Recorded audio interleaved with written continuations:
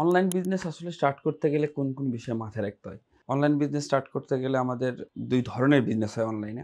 একটা হচ্ছে এফ-কমার্স আর একটা হলো ই-কমার্স। তো আমরা এফ-কমার্সটা কোনটাকে বলি? যেটা অনলি Facebook এর মধ্যে সীমাবদ্ধ। যেমন আমরা শুধু Facebook এ অ্যাড চলতেছে আর কিচ্ছু নাই, এফ-কমার্স সেটা। আর যেটা হলো যে ওয়েবসাইট সহ আমি মার্কেটিং বিভিন্ন জায়গায় করতেছি কিন্তু সেল হচ্ছে ওয়েবসাইটে। তো এটাকে আমরা ই-কমার্স বলতেছি। কখন আসলে ই-কমার্সে আসা উচিত বা ফেসবুকে বিজনেস করে যায়? অনেকেই বলে যে অনলি ফেসবুকে আমরা বিজনেস করলে তাহলে এটাকে কত বড় করা সম্ভব? তো ফেসবুকের বিজনেসটা বড় করা সম্ভব, বাট এখানে যে বিষয় আসলে ক্যাটেগরি, প্রোডাক্ট ক্যাটেগরির উপর নির্ভর করে। যে কোন ধরনের প্রোডাক্ট নিয়ে তুমি কাজ করতেছো। আমি যদি ফ্যাশন আইটেমের কথা বলি যে আমি টি-শার্ট বিক্রি করি, আমার ওয়েবসাইট নাই, ফেসবুকে অ্যাড দিতে। ফেসবুকের ক্ষেত্রে বুস্ট বা অ্যাড যেটা নরমালি হয় সেটা হচ্ছে এনগেজমেন্ট অ্যাড হয়। তো এনগেজমেন্ট অ্যাডের সময় মেসেজ হয়। অ্যাড দিলাম, কাস্টমার আমাকে মেসেজ করতেছে, আমাকে কোয়েশ্চেন করতেছে এবং সেখান থেকে আমি তাদের সাথে কথা বলে সেল বের করতেছি। এখন চিন্তা করো যে আমি যদি ১০০ জনের মেসেজ পাই, আমার এক্সপেরিয়েন্স বলে যে সেখান থেকে ১০ টা অর্ডার হওয়া অনেক টাফ হয়ে যায়। তো এই যে হিউজ মানুষের সাথে কথা বলে দেন অর্ডার কনফার্ম করা, এইটা আসলে ছোট পরিসরে হলে এটা ঠিক আছে।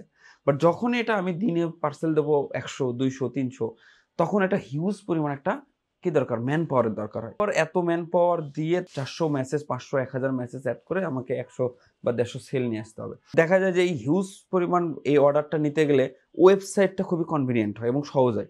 তখন একটা ওয়েবসাইট বানায় ফেললে তখন কি হয়? মেসেঞ্জারেও কিছু অর্ডার আসবে, বাট আমার 90% অর্ডারই আসবে কোথায়? ওয়েবসাইটে।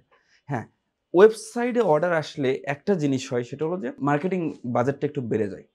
অর্থাৎ আমি যখন একটা ফেসবুকে মার্কেটিং করতেছি, মেসেজের জন্য যে পরিমাণ কথা বলে আমি অর্ডার নিতে পারি, সেক্ষেত্রে আমি শুধুমাত্র ওয়েবসাইট অর্ডারের জন্য আমাদের কি হয়? মার্কেটিং কস্টটা একটু বাড়ে। বাট মার্কেটিং কস্ট বাড়লেও একটা দেখতে সুবিধা আছে যে এই ক্যালকুলেশনটা কেউ করে না যে এইখানে ডলার কস্ট বেশি বাট পার ডে সেল বেশি। চিন্তা করো যে তুমি দিনে ৩০ টা সেল করো। আর আমি ১০০ সেল করতেছি। তো আমার পার ডে কিন্তু এখানে রিটার্নও বেশি। তাই না? পার ডে আমার প্রফিটও বেশি হবে। মেসেজ ক্যাম্পেইন এ যদি আমি চিন্তা করি যে আমার পার ডে একটা প্রোডাক্টে ৳২০০ লাভ হচ্ছে।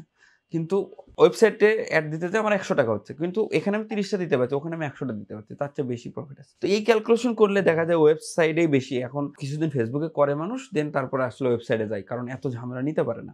কারণ ফেসবুকে যারা বিজনেস শুরু করে, তারাও দেখা যায় নিজে শুরু করে। একা আমি ঘরের মধ্যে থেকে একটা প্রোডাক্ট নিলাম, একটা প্রোডাক্ট নিয়ে আসলাম, সেখান থেকে আমি সেটা অ্যাড দিল, অ্যাড দেওয়ার পরে সে নিজে মেসেজ করে ৳১০ টা ৳১৫ করে সেল করে। বাট এটাকে যখন আবার অফিস দেয়, তখন হয়তোবা কিছু বাড়ায় মেসেজ। তারপরে যখন লার্জ স্কেলে খেলতে যায় তখন কিন্তু ঠিকই ওয়েবসাইট দরকার হয়।